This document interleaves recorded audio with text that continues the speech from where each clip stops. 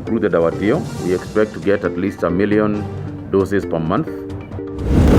And at least 37 people were arrested while 27 center managers were relieved of their duties for claims of trying to aid cheating in the just concluded KCSE examinations. Interesting methods where they wear white shirts and inside the shirts they have written what they think will come in the examination.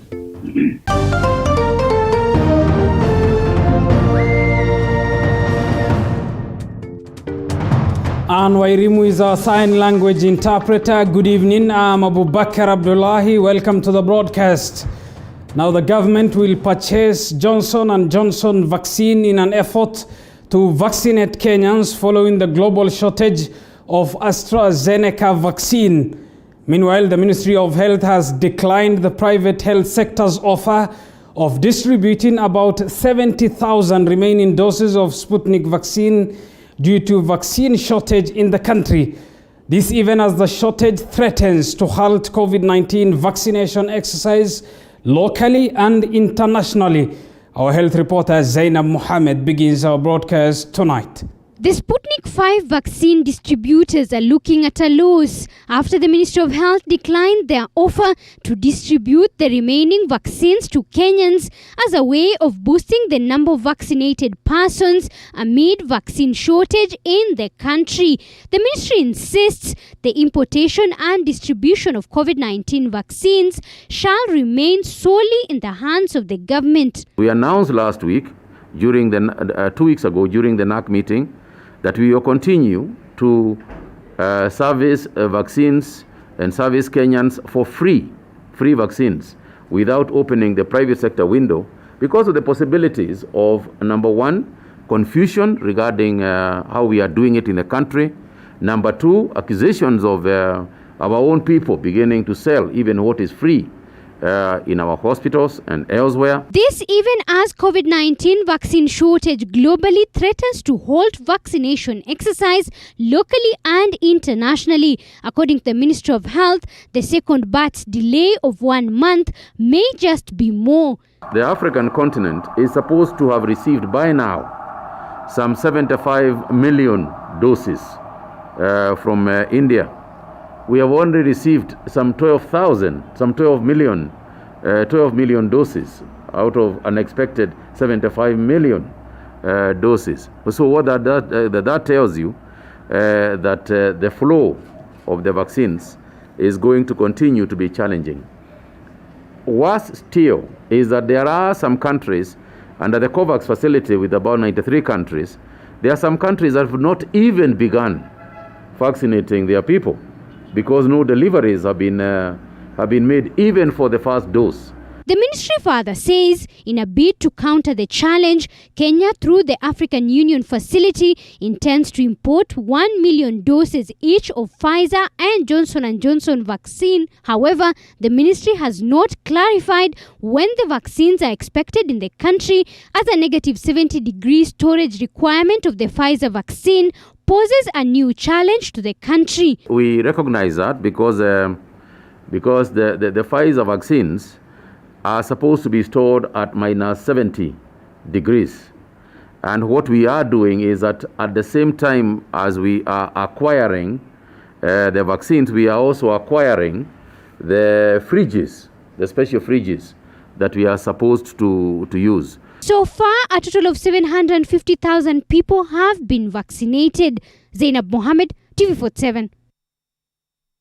Still on matters COVID-19, and the Council of Governors is engaging the Ministry of Health to carry out community advocacy to increase the uptake of the COVID-19 vaccine. The Council of Governors Health Committee Chairperson Professor Anyang' Nyong'o indicated that so far 642,000 doses of the Oxford AstraZeneca vaccine have been used, raising a worrying trend on the possibility of vaccines expiring before the target population is vaccinated. The Kisumu governor further indicated that county bosses will be holding discussions to strictly develop a pre-registration criteria for vaccination, considering that the country will be purchasing alternative brands of the COVID-19 vaccine after India suspended the exportation of AstraZeneca jab due to internal COVID-19 crisis. That there's a low uptake of the COVID-19 vaccine by the target population in phase 1. Therefore, as a county government, we shall enhance advocacy measures to increase public confidence on the effectiveness of the COVID-19 vaccine. And mind you, this is just the first vaccine. Those who have had this first vaccine will need a second one after between 8 to 12 weeks. We must then employ another method, which is pre-registration. To matters education now, and Education Cabinet Secretary Professor George Magoha says Kenyans have been disturbing him by sending text messages requesting for opportunities for Form 1 in certain secondary schools. A process he says will be done professionally. This even as 37 people have been arrested and 27 center managers relieved of their duties for claims of trying to aid cheating in the just concluded KCSE examinations. Our senior education affairs reporter Sharon Baranga reports. Over 700,000 KCSE candidates class of 2020 wrote their last paper today. The students have been doing the national examination for close to a month, and while at it, the government has been dealing with a number of cases of people who tried to engage in examination irregularities. The total number of 27 officials were relieved of their various duties as center managers, supervisors, or invigilators of allegations of violating the regulations that guide the administration of examinations. Basically, that's two things. Sometimes failing to frisk properly, sometimes, most of the times, confusing the askari and opening a paper and taking a shot and sending to telegram or through other means. And we are able to pick at what time the paper was opened and sent, and we shall know where it was done. Total of 37 civilians, including 3 university students, as I had told you earlier, and 2 businessmen, were arrested for attempting to engage or assist in examination irregularities. 53 cell phones were confiscated from candidates at examination rooms during this exercise. In order to be fair, as we speak, our security agencies are busy conducting thorough forensic investigations to find out if the gadgets were used to aid any form of examination cheating. Some candidates had interesting ways of trying to sneak in their notes in the examination rooms. Our children have devised very interesting methods where they wear white shirts, and inside the shirts they have written what they think will come in examination. So as you frisk them, you don't find anything. But then you find them fidgeting with the buttons, trying to open the shirt to check what is inside. The government has also warned parents who are trying to bribe their children to specific secondary schools for Form 1. The Education CS says all Form 1 students will be placed in the schools they deserve according to their respective performance. But there are already people collecting money. A good example is a gentleman who collected 315,000 odd, promising a child that I will take you to Alliance High School. How are you going to take the child there? So I hope that this madness of people filling my phone with requests, I can't keep my phone because now I cannot block my phone because I'm a public figure, but please stop filling me with messages that you know I cannot deal with. The KCSE results are expected to be released before 10th May 2021, the day when other learners will be reporting to school for third term. Sharon Baranga, TV 47. Elsewhere, the High Court has barred the Judicial Service Commission from conducting the interviews for a judge of the Supreme Court starting next week until 4 cases filed in court are heard and determined. This even as the ongoing Chief Justice interviews, the court says, will continue. Meanwhile, Court of Appeal President William Ouko says the delay in the appointment of 41 judges has affected service delivery in the courts. Josh Onsare has the details.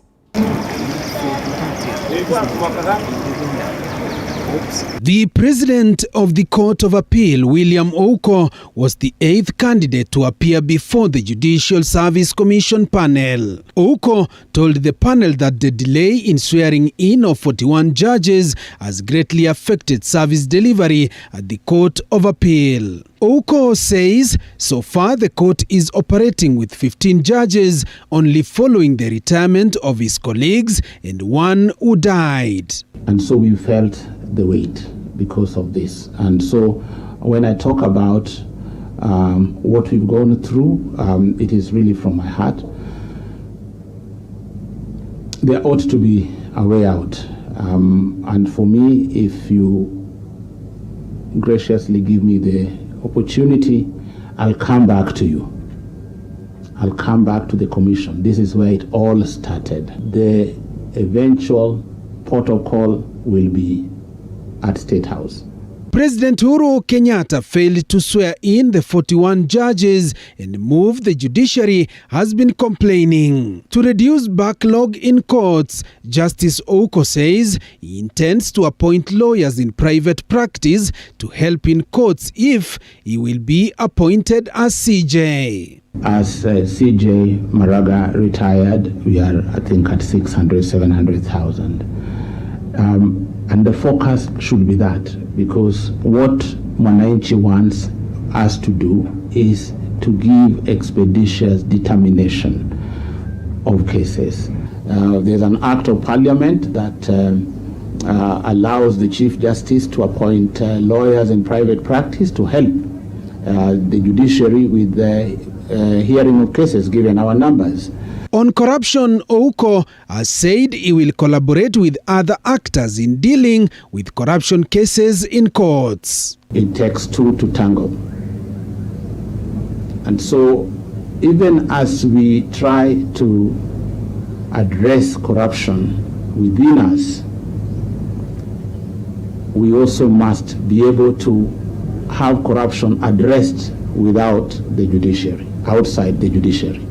Meanwhile, the High Court has temporarily stopped the JSC from conducting the interviews for the Supreme Court judge. Justice Anthony Murima and Wilfrida Okwany gave the orders Wednesday afternoon pending hearing of petitions filed by 4 petitioners. However, the ongoing interviews for the position of Chief Justice will go on. The vetting process is on home stretch. Thursday, Professor Wekesa Moni, a law lecturer, will face the panel to prove if his 16 years experience in law will convince the panel to lead Kenya's judiciary. Joash Onsare, TV47, Supreme Court, Nairobi. Thank you, Josh Onsare, for that. Let's get to some politics now. And former United Nations Conference on Trade and Development Secretary General Mokhisa Kitui now says he cannot work with Deputy President William Ruto. Mokhisa, who recently launched his race to State House, says his political ambition and that of Deputy President William Ruto are incompatible. And Rinkilemi now reports. Former United Nations Conference on Trade and Development UNCTAD Secretary General Mokhisa Kitui is on the race to State House. And with political coalition talks already ongoing, Kitui says he is open to any coalition partners apart from DP William Ruto. Ni vigumu sana kwangu kufanya kazi na Ruto kuliko kufanya na One Kenya Alliance. Kitui, who recently launched his presidential bid, had a meeting with ODM boss Raila Odinga and Makueni Governor Professor Kivutha Kibwana. Kitui is citing differences in his political ambition and those of the Deputy President William Ruto. Uwezi kufanya kazi na mtu kwa sababu ya uzito wake. Unafanya kazi na mtu kulingana na uwiano kati ya fikra zako na zake. Kukaribiana kihistoria, mawazo yenu na personal way unajibeba. Kihistoria kulingana na sera, kihistoria kulingana na vitu umefanya. Kitui further revealing his political relationship with ODM boss Raila Odinga, hinting a possible coalition with Odinga ahead of the 2022 polls. Mimi na Raila tumekuwa tukiongea uwezekano wa kufanya kazi pamoja, lakini hatutumii hii initiative yenye tulikuwa nayo nije nimekutana na viongozi mbalimbali. Hiyo ni tofauti sana na kutafutana na Raila. Ni wazi kwamba mimi namheshimu Raila. Kitui lauded the famous handshake between President Uhuru Kenyatta and Odinga, saying it was a good move to bring Kenyans together. While faulting the direction that the One Kenya Alliance is taking in the political arena, Kitui said he would not mind working alongside the alliance. Usiseme siwezi kufanya kazi na One Kenya. Watu wa One Kenya wanaweza kufanya nao kazi, lakini mwelekeo wao kama sura ya ukombozi wa Kenya sio mwelekeo naweza kufanya. Kitui resigned as the UNCTAD Secretary General in February this year and announced his interest in running for the country's top seat. Andrin Kilemi, TV 47. Well, the extended interview of Mukisa Kitui in the Swahili language with our parliamentary affairs reporter Elizabeth Mutuku is available on all our social media platforms. And that takes us to a short break here on TV 47 News Tonight. We'll be back with more after this break. Stay tuned.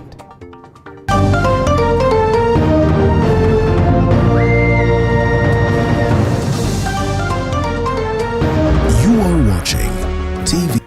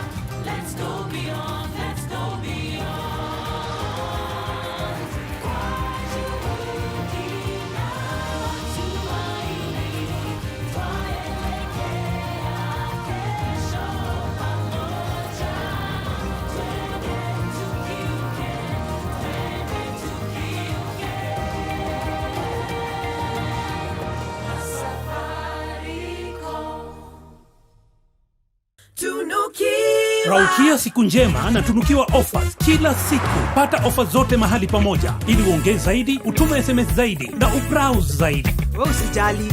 Tuma namba ya kila supplier kwa hiyo soko.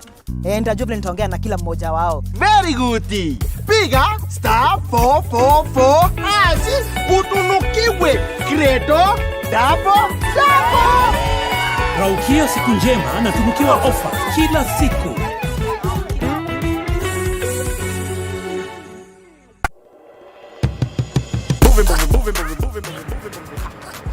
Oh, hi. It's not what you're thinking. It's a cup of coffee. Coffee, movie. Together, coffee with movie. Every Sunday, 8 p.m. on TV 47, where we bring you interesting, enticing people. Well, we've concentrated on musicians. Yeah.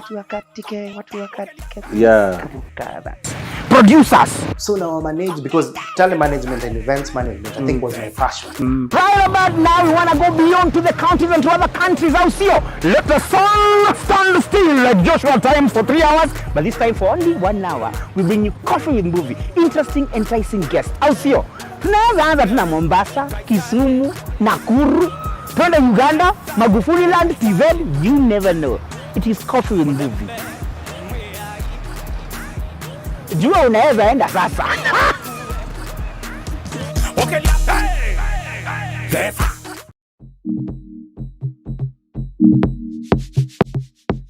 Before the markets open, farmers begin their day, each with the desire to produce the best. But how can they increase the numbers, maintain the standards, Aito ile garlic inafaa itoe, that standard garlic, reduce the cost, we spread our risk, and yet remain the best? Kilimo Diaries, every Sunday when the clock hits 7:30 p.m.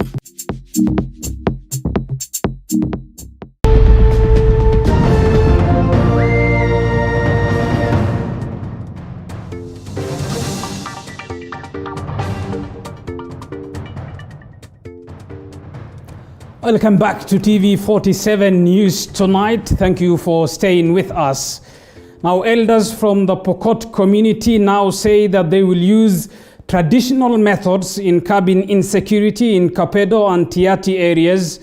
The elders have been holding rituals aimed at cursing bandits in the areas. Elders from the Pokot community are planning to use cultural intervention in curbing insecurity in Kapedo and other pastoral areas. The elders say they will hold rituals in the affected areas. Vijana wanakutana pamoja, wazee wanakutana pamoja, wakina mama vile vile wasisahauliwe. Wana mchango yao katika amani. Wakina mama, kwa sababu hakuna mama yeyote ambaye ameshiriki katika mambo ya uhalifu. Kwa hivyo wakina mama wakiletwa pamoja, ya Pokot, ya Tugen, ya Marakwet, ya Chembus, ya Turkana, wakae pamoja, watapata suluhisho, kwa sababu hawa wenyewe ndio wanatengeneza chakula kutengenezea wale wahalifu. The elders, however, accused the political class in the area for fueling conflict for political reasons. Members of the community who have been involved in conflicts caused by cattle raids are now embracing cultural exchange programs through traditional dances and exhibition of artifacts to promote peace. Wazee wa Pokot wanakutanishwa na ya Chembus, wajadiliane maneno yao, watafute shida mahali ilianzia ili wazime hiyo shida hapo. Na ikiwa ni upande wa Turkana na wazee wa Pokot wanakaa, wanajadiliana kwanza, wajue shida ilitokana na nini, nani alianza na watamalizaje. Wenyewe wanasuluhisho, yani wazee wenyewe. Kabla wazee, kwa sababu wazee ndio ni kama serikali ambaye iko ndani huko tu kwa watu. Kwa hivyo hiyo ndio mbinu ambayo tunatumia. Hata Watugen hakuna siku ambayo wamekaa na wazee wa Pokot kujadiliana kwa siku moja au siku mbili kuhusu nini chanzo cha haya matata ambayo inatokezea. Several people have been killed during the conflicts in the areas. Nguvu, yani kutumia nguvu, military operations, haitasuluhisha hiyo jambo, kwa sababu itasababisha maafa kwa watu wengi. A security officer was recently killed during an attack in the area. Moving on, activist Okiya Omotata insists that the president must respect the court ruling on his cabinet's legality. In a case that Omotata had filed, Justice Anthony Mrima ruled that the creation of the position of the Chief Administrative Secretary was unconstitutional. Mudhoni Maina now reports. Just a day after the High Court ruled that the creation of the position of Chief Administrative Secretary was unconstitutional, activist Okiya Omotata, who had filed the case, insists the executive must honor the court orders. Ujue kwa serikali haiishi kama katiba. Serikali miaka 5 unakuwa na serikali nyingine, so wenye watapuuza haya makosa uamuzi wa mahakama tutakabiliana nao wakitoka mamlakani. The court judge Anthony Mrima also ruled that cabinet secretaries who were not vetted are serving illegally. The affected include Interior's Fred Matiang'i, Rachel Omamo of Foreign Affairs, Tourism's Najib Balala, James Macharia of Transport, and Joe Musharo of ICT. Others include Aidan Mohammed of EAC and Regional Development, Water CS Cicely Kariuki, and Charles Keter of Energy, as well as Eugene Wamalwa and Amina Mohammed of Sports and Evolution, respectively. In his ruling, Judge Mrima further said any permanent secretary who was not recruited by the Public Service Commission is illegally in office. Omotata, in his case, had challenged the appointment and the creation of the positions, terming it unconstitutional. He also told the court that there was no public participation in the appointment of cabinet secretaries. Public Service Commission ndio haikuwajibika ikatekeleza kazi yake vile inavyotakana kisheria, na kwa hivyo ikampatia rais recommendation ambayo haina msimamo kisheria, na rais akaitimiza, na hiyo sasa ikawa anafanya kazi bure. Na jambo la pili ni kwamba yeye pia amekosea kujaza hizo ofisi bila kupitia mikakati ambayo imewekwa kwenye sheria ya kujaza ofisi za serikali. So kuna huyu makosa hapa na pale, lakini kitu muhimu ni irekebishwe na tusirudie hiyo makosa. In his ruling, Justice Mrima said that a cabinet secretary who serves in the first term of the president and the said president is re-elected for a second term must be approved by the National Assembly so as to continue to serve as a cabinet secretary in the second term of the president succeeded. Ile katiba ya zamani ambayo ilipea rais mamlaka kufanya vile anapenda, iliweka hiyo mamlaka, na rais akaheshimu hiyo mamlaka. So kuna huyu makosa hapa na pale, lakini kitu muhimu ni irekebishwe na tusirudie hiyo makosa. In his ruling, Justice Mrima said that a cabinet secretary who serves in the first term of the president and the said president is re-elected for a second term must be approved by the National Assembly so as to continue to serve as a cabinet secretary in the second term of the president succeeded. haiko tena. Many of those appointed in the position of CAS are said to be political loyalists who lost in the 2017 general polls. Mudhoni Maina, TV47. Elsewhere, a former police officer in the state of Minneapolis in the United States of America has been found guilty of the murder and manslaughter. The police officer was convicted for murder of George Floyd, an African.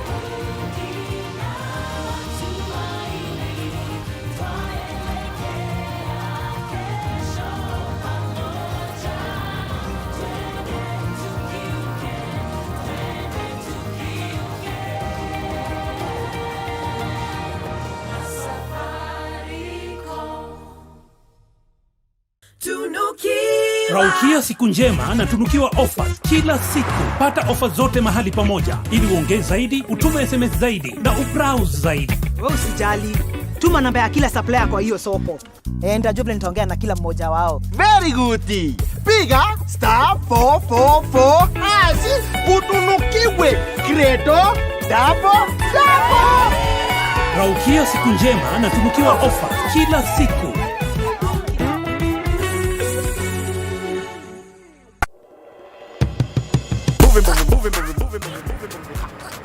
Oh, hi.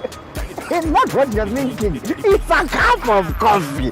Coffee, movie. Together, coffee with movie. Every Sunday, 8 p.m. on TV47, where we bring you interesting, enticing people. Well, we've concentrated on musicians. Yeah. Yeah. Producers. So now I manage because telemanagement and events management, I think was my passion. Right about now, we want to go beyond to the counties and to other countries. Out here, let the sun stand still like Joshua times for 3 hours, but this time for only 1 hour. We bring you coffee with movie, interesting, enticing guests. Out here, tunaweza anza tuna Mombasa, Kisumu, Nakuru, twende Uganda, Magufuli Land, TZ, you never know. It is coffee with movie.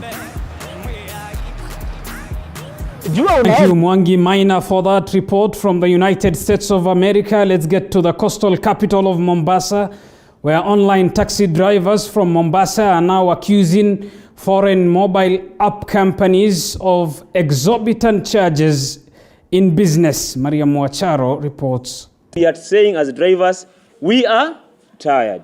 We are tired. We are tired. The drivers of the foreign-owned taxi applications expressed their displeasure at the treatment experienced under their employment, saying that despite the hike in fuel prices, discounts to customers and unfair prices continue to cripple their remuneration, leaving them unable to provide for their families and their cars repossessed or auctioned by banks. Because of bad rates and lack of regulations, owners of vehicles have withdrawn their vehicles from the industry. Others have been taken by banks for non-payment of loans. Many drivers are without vehicles. The industry is on its deathbed. And that is why we need to take very quick measures, serious changes and mass migration. Madereva kama umesikia chama na amesema, magari yamechukuliwa na bank, kulipa nyumba imekuwa ni ngumu, kulisha familia imekuwa ni ngumu. Yani dereva amekuwa ni afadhali yule mtu ambaye anafanya kazi ya chini kabisa hapa Kenya. Under the Digital Partners Society, the drivers are now calling on their clients to delete the foreign application and download local-based apps, threatening to switch to the local apps. Tukimaliza hizo miji mikuu ya Kenya, vile chairman amesema, tutakuwa tunaita wanachama wetu wote Kenya mzima. Ile kitu tunaita mass switch off. Na sio tu switch off, delete campaign. itakuwa ni kwamba mteja atapata gari, mteja atapata ile dereva ambaye huwa anambeba kila siku, lakini application itakuwa my ride. The drivers added that the inability to access their current employer through proper communication channels has contributed to their decision, adding that some have lost their jobs while others had their accounts deactivated over claims not investigated against the drivers. Mariam Wacharo, TV47, Mombasa County. Well, from the seaside city of Mombasa, it's time for us to take a short break. Stay tuned. We will be back right after this break.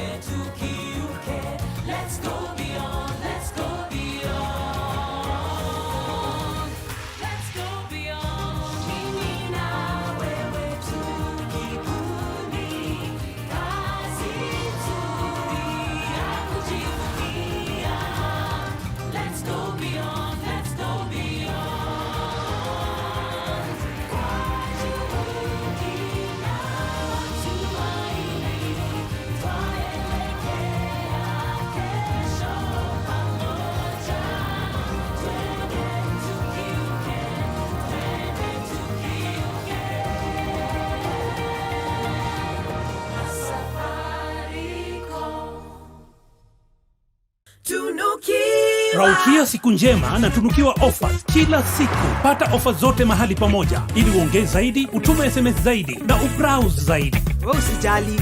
Tuma namba ya kila supplier kwa hiyo soko. Nitajua nitaongea na kila mmoja wao. Very good. Piga *444 utunukiwe credo double. Raukia siku njema na tunukiwa offers kila siku.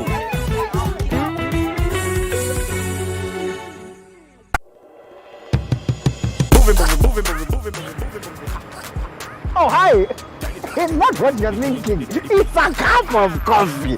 Coffee, movie. Together, coffee with movie. Every Sunday, 8 p.m. on TV47, where we bring you interesting, enticing people. Well, we've concentrated on musicians. Yeah. Yeah.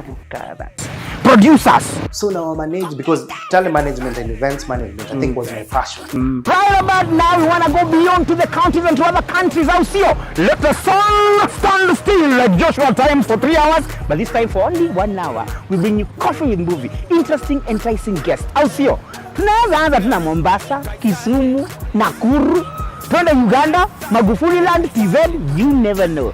It is coffee with movie. Jua unaweza enda sasa. Okay.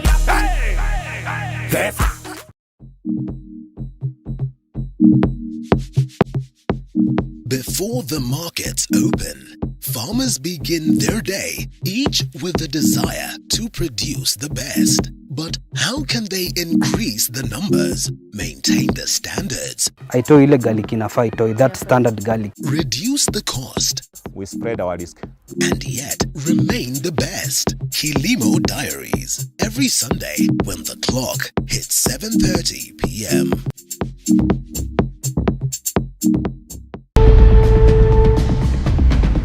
The story continues to unfold.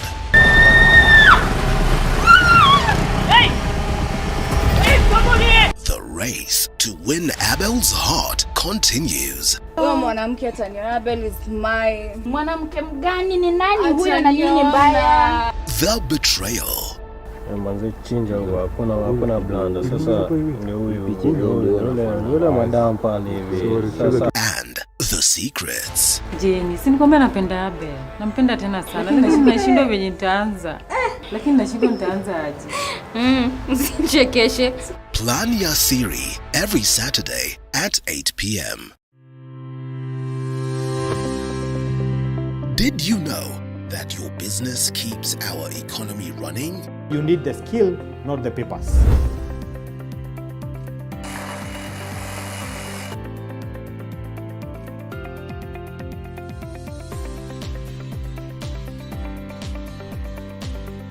Always tell yourselves, one day at a time. You can't do everything under one roof. Over time, I've had to realize that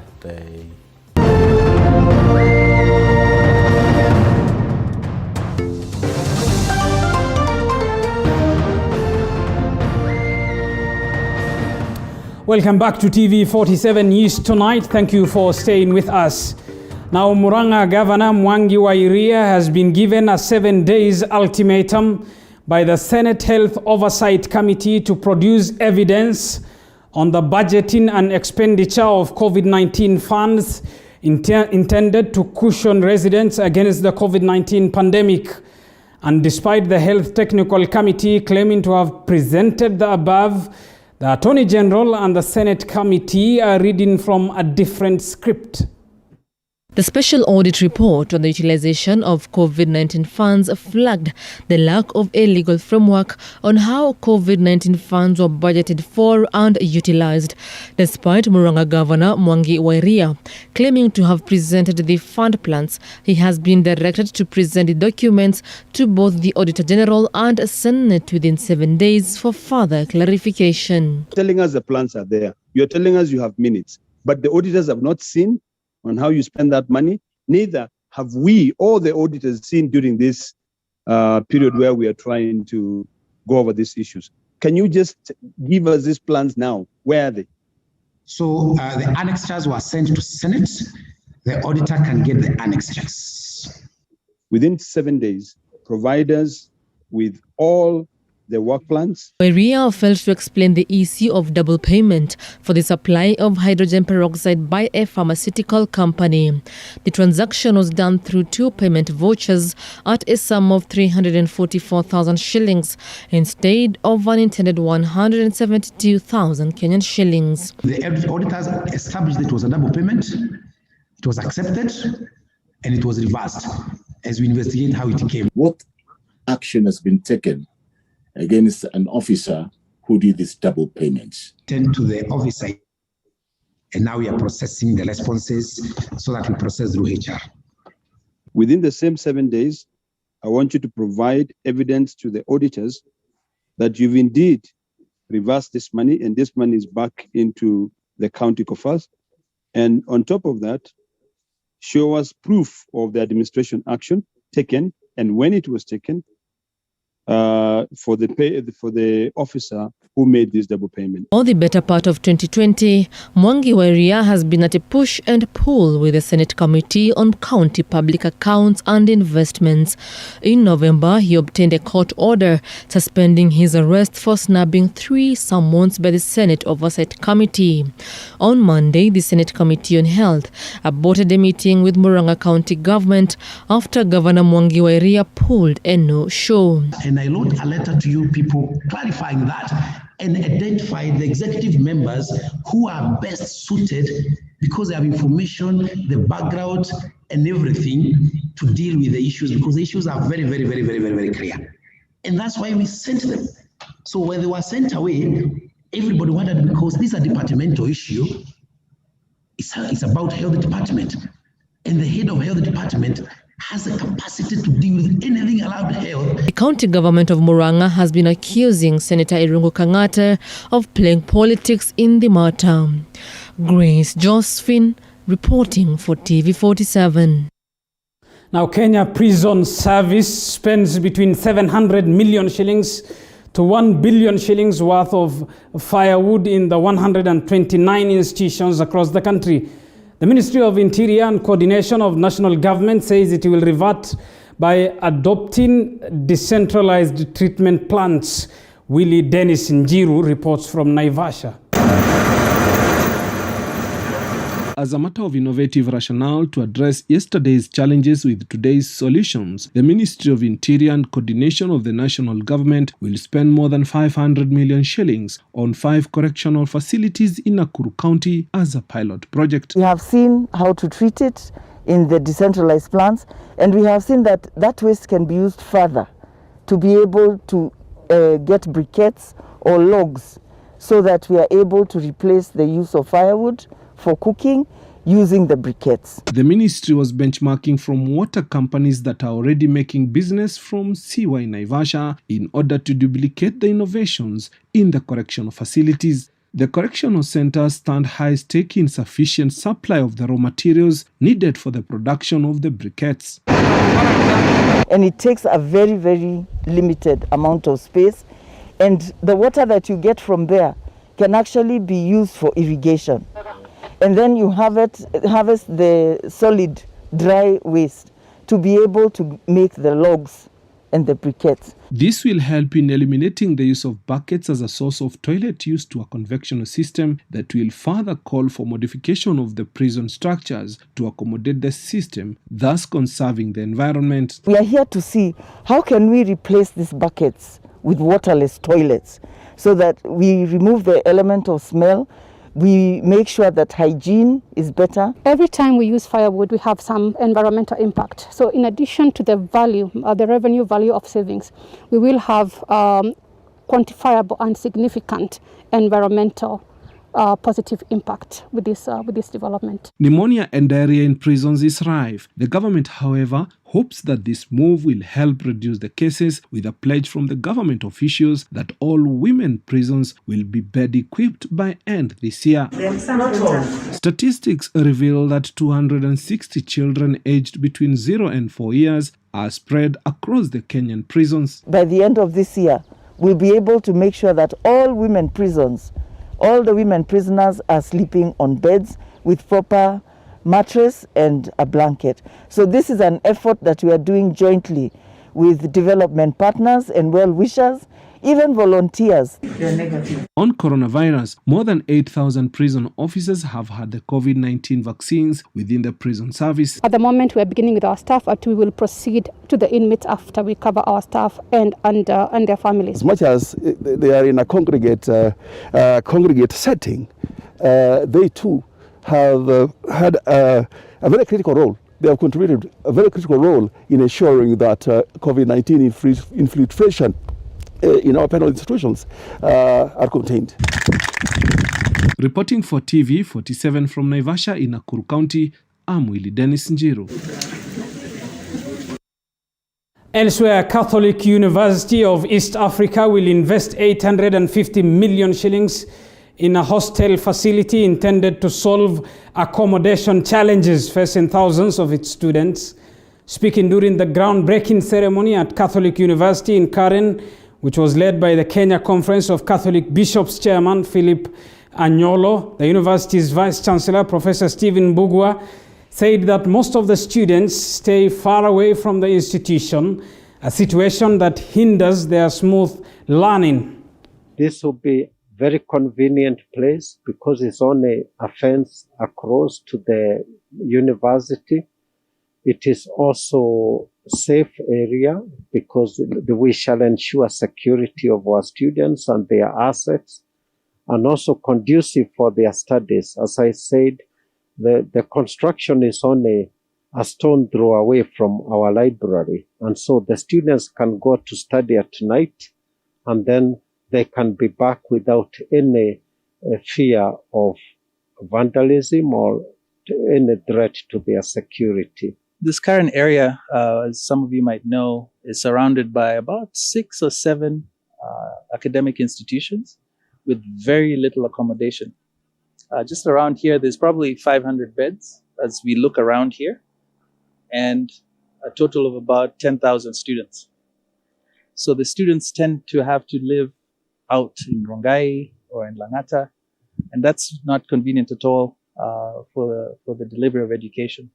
So that really is the niche market, so a captive audience, if you want to call it, of students that we want the students that are going to school here to stay and live here in a campus community, in a safe environment that's affordable, one that affords them the opportunity to thrive in their institutions.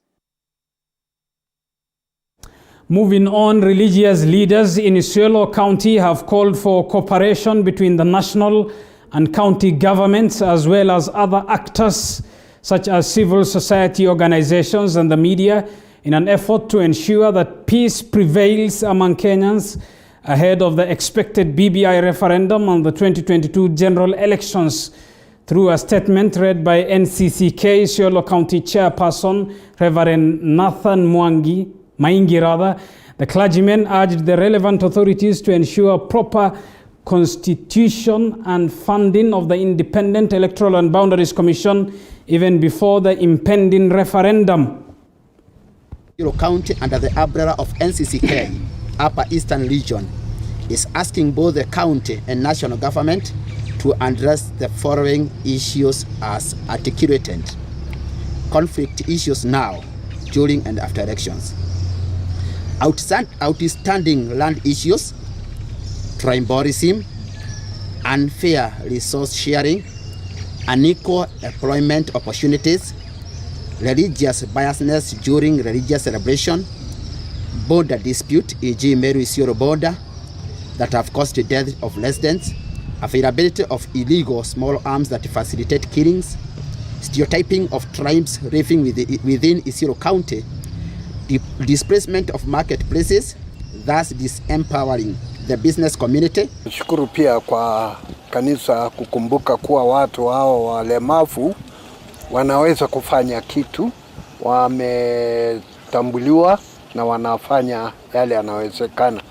Kwa hivyo nasema kwamba watu wa Isiolo County na Kenya nzima wakae na amani, kwa maana tukiwa na amani tutakuwa na maendeleo. From Isiolo County, it's time for us to get to the world of sports. Let's bring in sportsman Dennis Otieno. Dennis, good evening. And after a 24-hour global condemnation, the European Super League has been halted, albeit for now. Indeed, well said right there, Abubakar. Actually, it is 48 hours since the entire talk or fuss began regarding the European Super League. Now, that is going to be one of the stories we're going to be talking about later, after 6 clubs in the English Premier League opted out of that competition. Also, we shall be telling you some not so good news regarding the resumption of sports in the country, as well as the results registered in the English Premier League. Now, this and more coming up in just a bit.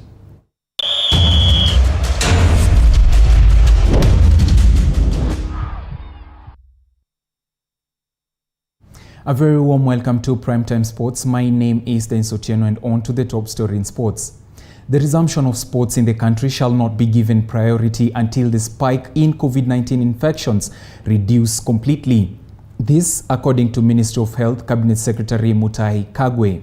Kagwe, while addressing a section of the media Wednesday morning at Afya House, noted that various sports stakeholders have imposed pressure on his ministry to consider lifting the ban on sports.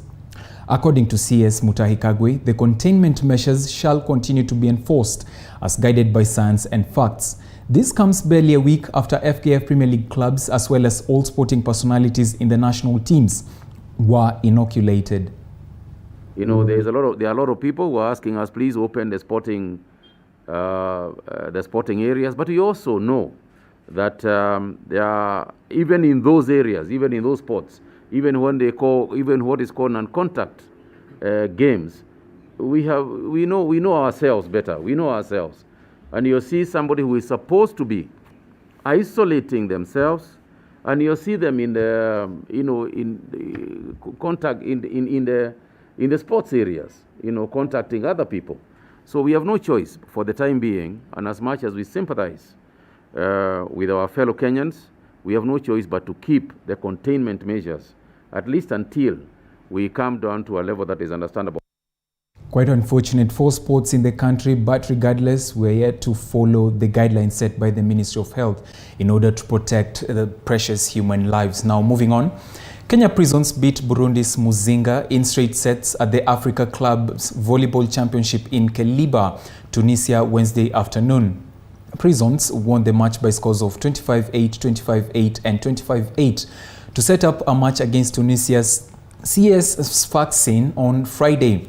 Youngsters Meldin Sande and Teresa Akai made their debut for the team in the victory. Meanwhile, Prisons counterparts Kenya Pipeline